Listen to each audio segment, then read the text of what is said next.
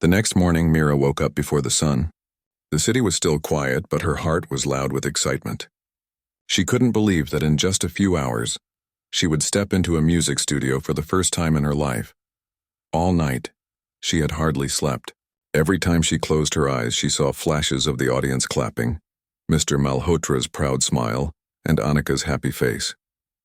She still couldn't believe it had really happened. The same people who once laughed at her had listened to her voice in silence. For once, she hadn't been invisible. After finishing her morning chores, she carefully folded her uniform and wore a simple yellow kurta. It wasn't fancy, but it was clean, and it made her feel confident. She packed her small harmonium into a cloth bag, her father's old one, the one she had practiced on for years. When she reached the mansion, Annika was already waiting for her near the car. "Ready?" she asked with a warm smile. Mira nodded nervously. "I think so." "You'll be fine," Annika said, patting her shoulder. "Just be yourself." As the car drove through the busy streets, Mira looked out of the window, watching the world rush by. Everything seemed new to her. The tall buildings, the colorful signs, even the traffic lights. She had seen all these things before, but today they looked different, brighter, as if life itself had opened its doors for her. After half an hour, they reached the music studio. It was a modern building with large glass doors and posters of famous singers on the walls. Mira stopped at the entrance, her heart beating fast. "I've never been to a place like this," she whispered. Annika smiled. "Well, get used to it. You'll be coming here more often." Inside, the studio smelled of coffee and fresh wood. The sound engineer, a friendly middle-aged man named Rajesh, welcomed them. "So this is the singer everyone's talking about?" he said with a grin. Mira blushed. "I don't know about that, sir. I just sing a little." He laughed softly. "If Mr. Malhotra says you're good, that's enough for me. Come, let's hear you." They entered a small recording room with soft lights and a large microphone. Mira looked around in awe. The walls were padded, the floor clean, and through the glass window she could see the control room where Annika and Rajesh stood. "Don't be nervous," Rajesh said through the microphone. "Just sing the way you always do, from your heart." Mira closed her eyes and took a deep breath. She thought about her father again, about how he used to tell her that music wasn't about perfection, it was about emotion. And then she began to sing. Her voice was calm at first, then stronger with every note. She sang the same song she had performed at the mansion, but this time it felt different. The microphone caught every tremble in her voice, every breath, every feeling. When she finished, the room was silent for a moment. Then Rajesh pressed the button and said, "That was beautiful, Mira. One more take, just to make it perfect." She smiled and nodded. They recorded a few more times until he was satisfied. When she stepped out of the booth, he looked at her with admiration. "You have something rare, Mira. Your voice touches people." Annika clapped softly. "See, I told you." Mira smiled shyly. "Thank you. I never thought this day would come." Over the next few weeks, Mira visited the studio regularly. She recorded 2 songs, both written by her, inspired by her own life. One was about losing someone you love but finding strength to move on. The other was about hope and dreams that never die. Mr. Malhotra helped her release the songs online under a small music label. At first, Mira didn't expect much. She thought maybe a few people would listen, maybe a few would like it. But she was wrong. Within days, her first song began to spread on social media. People shared it, saying the voice felt real and heartfelt. They didn't care that she wasn't trained or famous. They could feel the emotion behind every word. Within a week, the song had thousands of views. People started asking, "Who is this girl? And where did she come from?" One evening, while Mira was finishing her work in the mansion, Annika came running to her with her phone in hand. "Mira, your song has gone viral." Mira gasped. "What?" "Look," Annika said, showing her the screen. "So many people are talking about you. Everyone loves your voice." Mira couldn't believe it. Her hands trembled as she read the comments. Strangers were calling her voice soulful and pure. Some said her song gave them strength. For a moment, she just stood there, tears rolling down her cheeks. "I don't know what to say," she whispered. Mr. Malhotra entered the room just then. "You don't need to say anything, Mira. Just remember this. Success belongs to those who don't give up." A few months later, Mira was invited to perform at a charity concert organized by the same company where she once worked as a maid. It was to raise funds for education and for the welfare of domestic workers. When she stepped onto the stage that night, wearing a simple red sari, the lights shone brightly on her face. The audience clapped as her name was announced. Please welcome Mira, whose voice has touched hearts across the country. In the front row sat Mr. Malhotra and Annika, smiling proudly. Behind them, some of the same maids who once mocked her sat quietly, their eyes full of awe. Even Rena was there, looking down, her expression mixed with guilt and admiration. Mira took a deep breath and began to sing. The hall fell silent. Her voice filled the room just as it had once filled the kitchen of the mansion. But this time there was no fear, only peace. She sang her heart out, and when she finished, the hall erupted in applause. People stood up, cheering. Cameras flashed, and her name was called again and again. Mr. Malhotra stood and clapped with pride. Annika wiped tears from her eyes. Rena approached Mira afterward, hesitating for a moment before saying, I'm sorry. I shouldn't have treated you the way I did. Mira smiled kindly. It's all right, Didi. We all make mistakes. Her kindness made Rena tear up. She nodded silently and walked away. As the night ended, Mira looked up at the crowd one last time. She realized something important. Success wasn't about fame or applause. It was about finding her voice after years of silence. It was about believing in herself when no one else did. Later that evening, she sat with Mr. Malhotra and Annika. The city lights twinkled outside the window. You changed my life, sir, she said softly. Mr. Malhotra smiled. No, Mira, you changed your own life. We just gave you a little push. Mira looked out at the stars and smiled. I used to think dreams were only for rich people, she said. But now I know. They're for anyone who dares to hold on. From that day on, Mira continued to sing, not for fame, but to inspire others. She used her earnings to help young girls from poor families learn music for free, and every time she sang, she remembered her father, the nights by the window, and the old harmonium that started it all. The maid who was once mocked by everyone had found her place in the world, not just as a singer, but as a voice of hope for many who had been told they were nothing. Her story became a reminder that sometimes, the quietest people carry the loudest dreams, and when they finally find the courage to share them, the world has no choice but to listen. The next few days felt unreal for Mira. She still did her regular work, sweeping the floor, washing dishes, folding clothes, but her heart was filled with excitement and fear at the same time. Every time she passed the hallway where the CEO had spoken to her, she remembered his words. Don't let fear stop you again. She replayed them in her mind again and again. For the first time in her life, she had something to look forward to. Mr. Malhotra had told her that he wanted her to sing again, this time in front of a few guests who were coming to his home for a small gathering.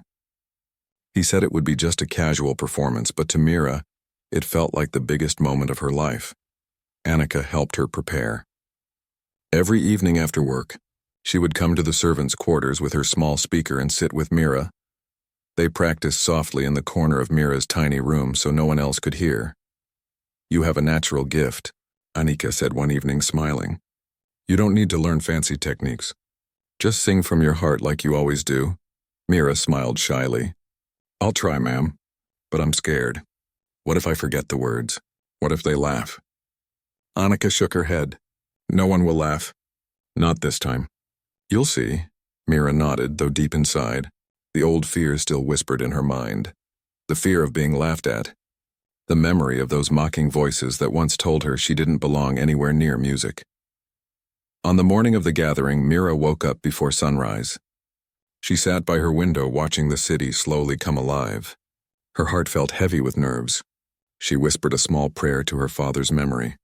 Please be with me today, Papa, she said softly. I want to make you proud. At the mansion, preparations were already underway. It wasn't a grand party this time. Just a small cultural evening for a few close friends and business partners. The living room was arranged beautifully, with soft lights and a piano placed at the corner. When Mira entered the house, everyone seemed busy, but she could feel eyes on her. The other maids whispered among themselves, Did you hear? She's going to sing tonight. Who, her? The maid? Yes. Can you believe it? What nonsense. The boss has lost his mind. Rena's voice was the loudest among them. This is ridiculous. A maid performing in front of guests? It'll be an embarrassment for all of us. Mira heard every word, but she stayed silent. She had promised herself not to lose courage this time. Annika found her in the hallway and smiled warmly. "Don't listen to anyone," she said softly. "Just focus on the music." As evening approached, Mira changed into a simple cream-colored sari that Annika had given her. It wasn't new, but it was elegant and clean. She had never worn anything so nice before. When she looked at herself in the small mirror, she almost didn't recognize the reflection. For once, she didn't look like the maid everyone ignored. She looked like someone who belonged on a stage. When the guests arrived, laughter and chatter filled the room again. The soft glow of candles made everything look magical. Mr. Malhotra greeted everyone warmly and spoke proudly about how the evening would be about hidden talents. The guests clapped politely. A few people performed small acts. A man played the flute, another told a short poem. Everyone seemed relaxed and happy. Then Mr. Malhotra said with a gentle smile, "Now I'd like you all to listen to someone very special. She works here in my home, but her voice deserves to be heard everywhere." A few people looked surprised. Some even frowned slightly, not sure what he meant. Mira stood behind the curtain, her hands cold. She could feel her heart beating so loudly that it almost drowned out the sound of the guests talking. Annika squeezed her hand gently. "You can do this," she whispered. When Mira stepped out, the room fell quiet. Everyone stared. Some looked confused. Others looked curious. Rena stood at the back, arms crossed, watching with a smirk. Mr. Malhotra nodded to her kindly. "Go ahead, Mira." She took a deep breath and closed her eyes. For a moment, she forgot where she was.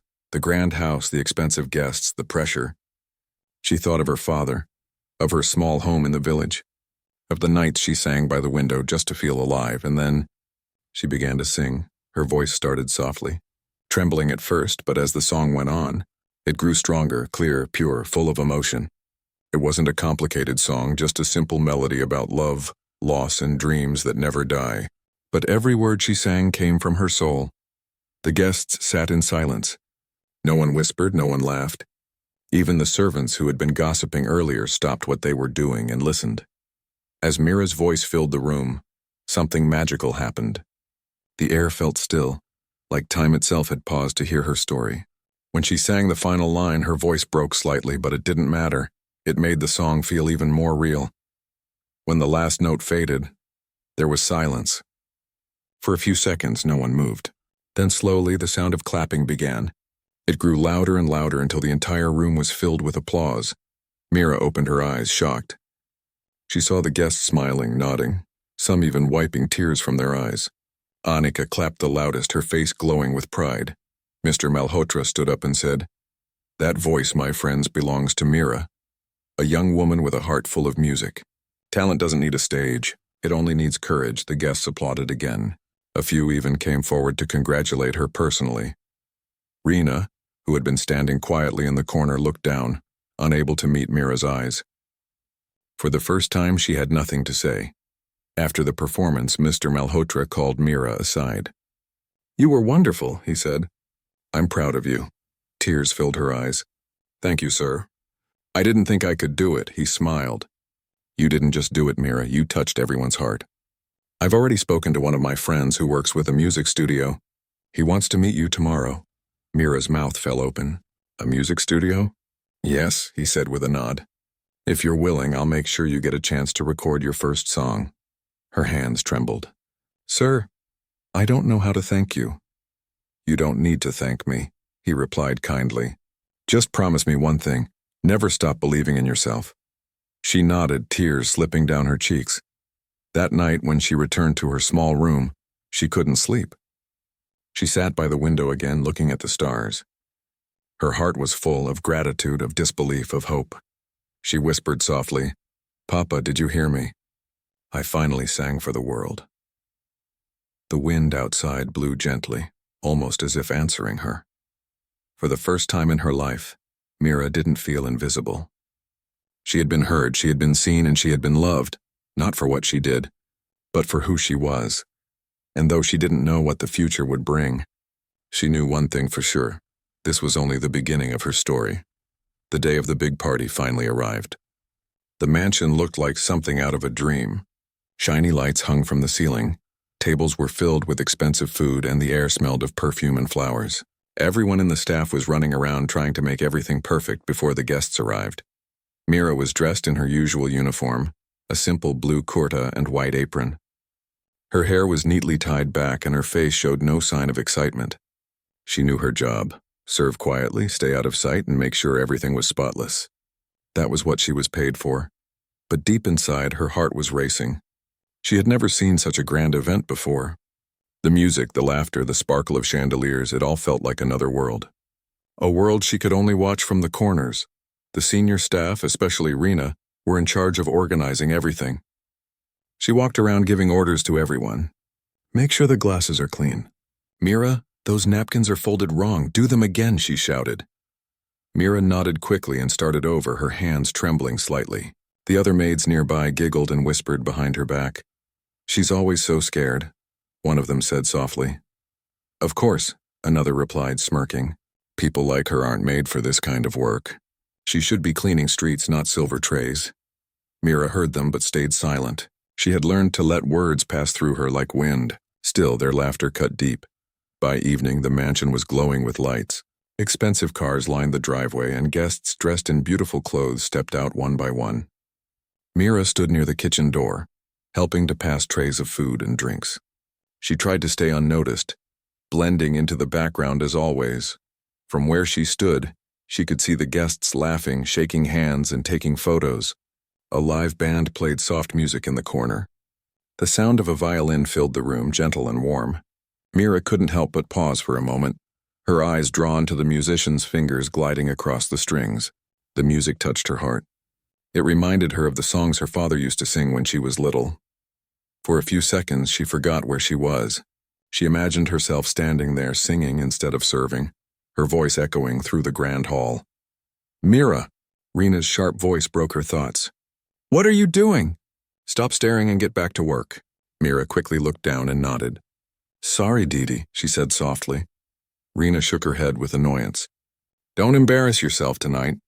Just do your job and don't try to act smart. The night continued, and soon the party grew louder. Guests began to dance and laughter filled the room. The smell of food mixed with the sound of clinking glasses.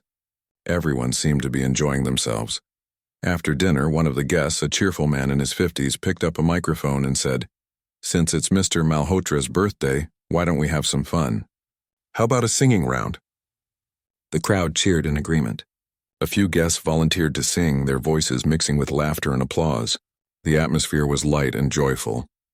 In the kitchen, the staff peeked through the doorway to watch.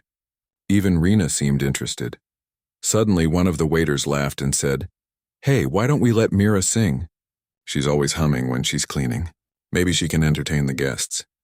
The other maids burst into laughter. Rena grinned and added, Oh yes, that would be fun. Let the village girl show her talent. They all laughed louder. Mira froze, her face turning pale. No, please, she whispered, shaking her head. But the teasing continued. Come on, Mira, sing something, one maid said, clapping sarcastically. Don't be shy. We know you love to sing. Mira felt her heart beating fast. She didn't know where to look. I can't, she said softly. It's not the right place, Rena rolled her eyes. Of course you can't. What will these big people think if a maid starts singing in front of them? They'll throw us all out. The others laughed again. Maybe she thinks she's going to become a singer one day, someone joked. Mira forced a small smile and walked away to the back kitchen. Her hands were shaking and she could feel tears filling her eyes. She didn't understand why they always found joy in making her feel small. All she wanted was to do her job quietly and live peacefully. As she stood near the sink washing dishes, she heard faint music coming from the hall. The live band had started playing again, and someone was singing a happy birthday song for the CEO. She could hear laughter and applause echoing down the corridor. She sighed deeply and wiped her hands. It's just one night, she whispered to herself. Tomorrow will be another day. But she didn't know that her quiet moment was about to change everything. A few minutes later, while Mira was busy stacking plates, she didn't notice that the CEO's daughter, Annika, had stepped into the kitchen. She was looking for her father's favorite dessert, which the cook had kept aside. But when she entered, she stopped suddenly. She heard a soft humming sound coming from the back. It was Mira. lost in her thoughts, softly singing one of her father's songs under her breath as she worked. Her voice was low but beautiful, filled with emotion that couldn't be faked. Annika stood still, listening. There was something raw and real in that voice, something no trained singer could easily create. It felt like the kind of voice that told a story, one full of pain and hope. When Mira noticed someone behind her, she quickly stopped singing and turned around, startled. "Oh, I'm sorry, ma'am," she said, bowing slightly. "I didn't see you there. I'll get back to work." Annika smiled softly. "You have a beautiful voice," she said gently. "Where did you learn to sing like that?" Mira looked down, shy and unsure how to respond. "Nowhere, ma'am," she whispered, "just from my father a little." Annika tilted her head, still smiling. "It didn't sound like a little. You sing from the heart." "That's rare." Mira's eyes widened. No one had ever said something kind about her voice before. "Thank you, ma'am," she said quietly, her cheeks turning red. Annika nodded. "You should sing more often." Before Mira could reply, Rena entered the kitchen holding a tray. She saw Annika standing there and quickly smiled. "Ma'am, you shouldn't be here. The staff area is messy. I'll bring whatever you need." Annika shook her head. "It's fine. I just came for dessert." Then she glanced back at Mira and said softly, "I'll see you later." When Annika left, Rena turned to Mira with an angry glare. "What did you say to her?" "Nothing," Mira said quickly. "She just heard me singing." Rena interrupted sharply. "Singing? Are you out of your mind? What if she complains to the boss? You'll lose your job and I won't take the blame." Mira shook her head nervously. "I'm sorry, Dee. It won't happen again." "It better not," Rena said coldly before walking out. Mira stood there, her heart pounding. She didn't know if she had done something wrong or right. But for the first time, someone important had noticed her, not as a maid, but as a person. That night, after the party ended and everyone went home, Mira sat by her window again. The city lights shimmered in the distance. She remembered Annika's words, "You should sing more often." She smiled faintly and whispered to herself, "Maybe. Maybe someday I will." What she didn't know was that Annika couldn't stop thinking about her either. That small moment in the kitchen would soon become the start of something far bigger, something that would change both their lives forever. The morning sun had just begun to rise over the tall glass building that stood like a giant in the middle of the city. Behind it, hidden in the shadow of wealth and power, was a smaller world, a quiet servants' quarters where people woke up before dawn every day. Among them was a young woman named Mira. Mira tied her faded dupatta around her head, slipped on her worn-out shoes, and quietly stepped out into the cold morning air. Her day started long before anyone else's. She worked as a maid in one of the most luxurious mansions in the city, a place owned by a man everyone admired but few had ever met in person. The famous businessman, Mr. Arjun Malhotra. Mira had been working there for almost a year. The house was so large that it could easily fit her entire neighborhood inside it. Its floors were polished until they shone like mirrors, and its walls were decorated with paintings worth more than she could ever imagine earning in a lifetime. Every morning, she would start by cleaning the living room, then move to the wide hallways and glass doors that seemed to never end. Her small figure would move quietly through the giant house, broom in hand, always careful not to make any noise that could disturb the owners. But not everyone in the mansion treated her kindly. Some of the other staff, especially the senior maids, often made fun of her. They laughed at her simple clothes, her quiet nature, and her old phone that barely worked. They called her village girl behind her back and sometimes even to her face. "Look at her," one of them said once, "always so lost in thought. Maybe she's dreaming about being rich like the boss." Another laughed. "Ha! She probably thinks she's some movie heroine." Mira didn't respond. She never did. She just smiled faintly and continued with her work. Inside, though, she felt the sting of their words. But she had learned long ago that silence was her best shield. Talking back would only make things worse. Her life outside the mansion wasn't easy either. She lived in a small rented room at the back of a crowded alleyway. Every rupee she earned went toward her mother's medicines back in the village. Her mother had been unwell for years, and Mira's only dream was to earn enough money so she could bring her home to the city and take care of her properly. But there was something about Mira that no one knew. Not the other maids, not even the cook who saw her every day. At night, after finishing her work and washing her uniform by hand, She would sit by the small window in her tiny room, take out an old second-hand harmonium, and begin to sing. Her voice was soft but carried a depth that could touch anyone's heart. It was the kind of voice that came from pain, love, and years of hiding emotions behind silence. She had learned music from her father when she was little.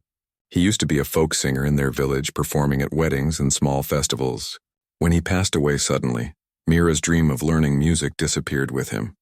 Life had become about survival, not singing. Still, every night she sang quietly to herself. It was her only escape from the world that looked down on her. One evening, as she was cleaning the grand living room, she paused for a moment in front of the big piano sitting in the corner. It was polished and untouched, as if it was just a decoration rather than an instrument. She ran her fingers lightly over the keys, smiling to herself. "Don't even think about it," came a voice from behind. It was Rena, the head maid. She crossed her arms and gave Mira a mocking look. "You think you can play this?" Rena said, smirking. "This piano costs more than your entire life savings. If the boss saw you touching it, you'd be out of here in a second." Mira quickly stepped back, murmuring an apology. Rena laughed and walked away, shaking her head. "Some people don't know their place," she muttered. Mira stood there for a moment, feeling a lump in her throat. She looked at the piano again and whispered softly, "I didn't mean to. I just wanted to remember the sound." Later that night, she couldn't sleep. The image of the piano stayed in her mind. She imagined herself sitting there, playing it while everyone listened in silence. For once, she wanted to be seen, not as a maid, but as someone with a voice. The next morning was busier than usual. The mansion was preparing for Mr. Malhotra's birthday party. All the staff were running around cleaning, decorating, and setting up tables. Mira was assigned to polish the silverware and help with flower arrangements. While the others chatted and laughed, Mira worked quietly. Every now and then she heard bits of their conversation. "Do you think the boss will come home for the party this time?" one maid asked. The next morning, the mansion was quiet again. The party was over and all the decorations were being taken down. The smell of perfume and laughter had faded, leaving only the scent of cleaning liquids and the sound of brooms on marble floors. Mira moved slowly, still feeling tired from the long night. But inside her heart, something felt different. She couldn't stop thinking about what the young lady, Annika, had said to her. "You have a beautiful voice. You should sing more often." Those words kept echoing in her mind like a song she didn't want to end. For the first time in a long while, Mira felt seen. Someone had noticed her, not because of her mistakes, but because of something she loved. She smiled quietly as she swept the floor, her heart feeling a little lighter than usual. Rena noticed the small smile and frowned. "What are you so happy about?" she asked, her tone sharp. "Nothing, Dee," Mira replied softly. "Just thinking about the party." Rena rolled her eyes. "You're lucky the boss didn't find out you were singing in the kitchen. You'd have been out on the streets by now. Don't forget where you stand." Mira lowered her eyes and nodded, saying nothing. She didn't want any more trouble. But deep down she felt something that Rena couldn't take away. Hope. Later that afternoon, when most of the cleaning was done, Annika came down the grand staircase. She looked cheerful, carrying her phone in one hand and humming a tune. The staff quickly straightened up and greeted her politely. When Annika saw Mira, she smiled. "Mira, can you come here for a second?" Mira froze, unsure if she had done something wrong. She wiped her hands on her apron and walked over slowly. "Yes, ma'am." Annika held out her phone and said, "I recorded a small clip last night when you were singing in the kitchen. I hope you don't mind." Mira's eyes widened in shock. "You recorded me?" "Yes," Annika said kindly. "Your voice was too beautiful not to. I wanted to show my father. He loves music, and I think he should hear you." Mira's heart began to race. "No, ma'am, please," she said quickly. "Don't show anyone. I'll get in trouble." Annika shook her head. "You won't, trust me." She smiled again and added, "You deserve to be heard, Mira. My father has an ear for talent. Just let him listen once." Before Mira could protest further, Annika had already walked away. All day long, Mira's stomach twisted with worry. She kept imagining what would happen if the CEO got angry. What if he thought she was wasting time? What if Rena found out? She could lose her job. By evening, when everyone was preparing to leave, Rena suddenly appeared at the doorway with a strange look on her face. "Mira," she said sharply, "come with me." The boss wants to see you. Mira froze where she stood. Her heart almost stopped beating. Me? She asked in disbelief. Yes, you. Don't make me repeat myself. Come quickly. She followed Rena down the long hallway, her hands cold and trembling. The huge doors to the study room stood open. Inside, Mr. Malhotra was sitting behind his desk, reading something on his laptop. Anika was standing beside him, smiling gently when she saw Mira.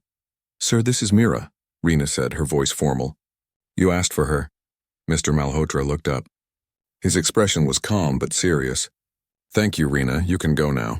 Rena hesitated for a moment, curious about what was going on, but then quietly left the room. For a few seconds, the room was silent except for the faint ticking of a clock.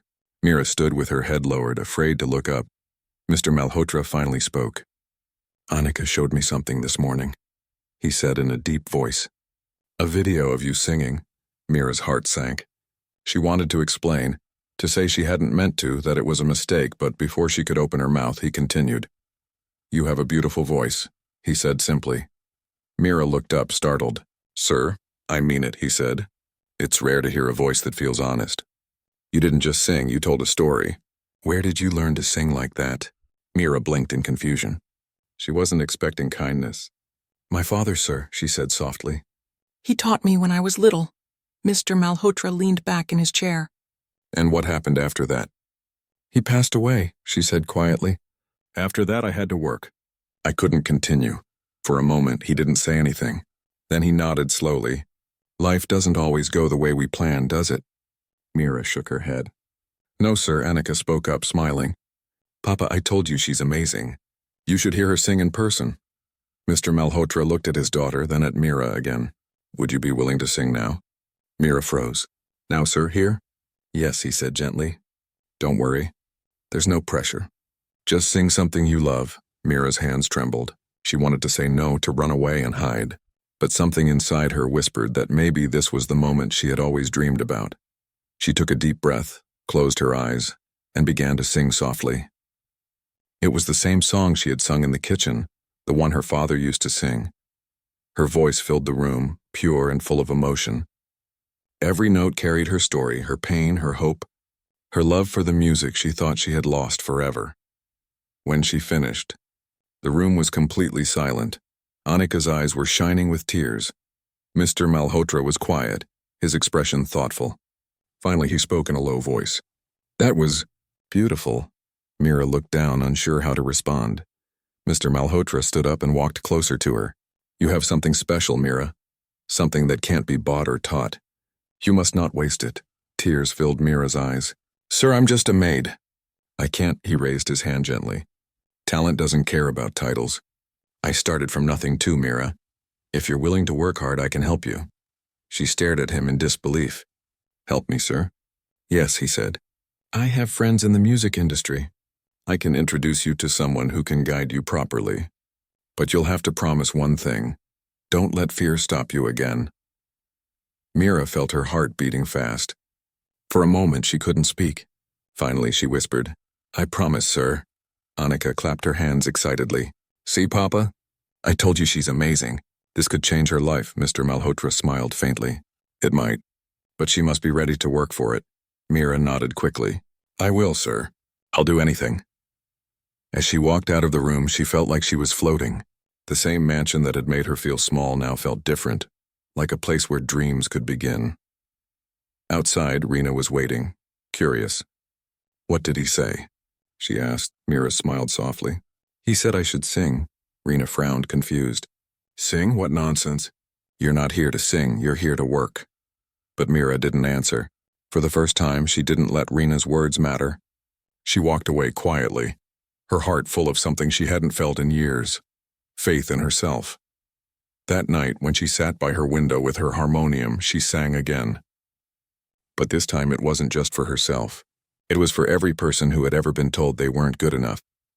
The stars outside shone a little brighter that night, as if the universe itself was listening to her.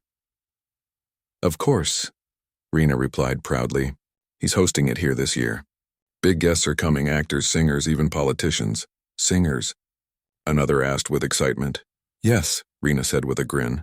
Real singers. Not like our dear Mira who hums like a broken radio when she's working. The maids burst into laughter. Mira kept her head down and pretended not to hear, but inside, she wished she could sing in front of them, just once to show them she wasn't what they thought. That night, when everyone was asleep, she sat by the window again with her harmonium. The street outside was quiet except for the distant sound of traffic. She closed her eyes and began to sing one of her father's old songs. Her voice rose softly at first, then stronger with each verse. It carried through the night air, gentle but powerful. She sang about dreams, loss, and hope, the kind of hope that keeps people going when the world refuses to see them. For those few minutes, Mira wasn't a maid. She was free. When she finished, she smiled to herself. No one heard her song, but she felt lighter, as if she had shared her story with the stars above. The next morning, she arrived early at the mansion again. The decorations for the party had started. Bright lights were being hung, and the grand hall smelled of fresh flowers. Everyone was busy preparing for the big event. Mira, hurry up, Rena snapped. Clean the corners properly. We can't have any dust today. Yes, Dee, Mira replied softly, bending down to work. As she cleaned, she noticed the piano again, shining under the morning light. She smiled faintly and whispered under her breath, maybe someday. She didn't know that her life was about to change very soon. Someone was going to hear that voice she had hidden for years, and when that happened, the same people who laughed at her would be left speechless. But for now, Mira simply kept working, her small figure moving quietly through the grand halls, unseen, unheard, and yet carrying a dream so strong that not even mockery could silence it.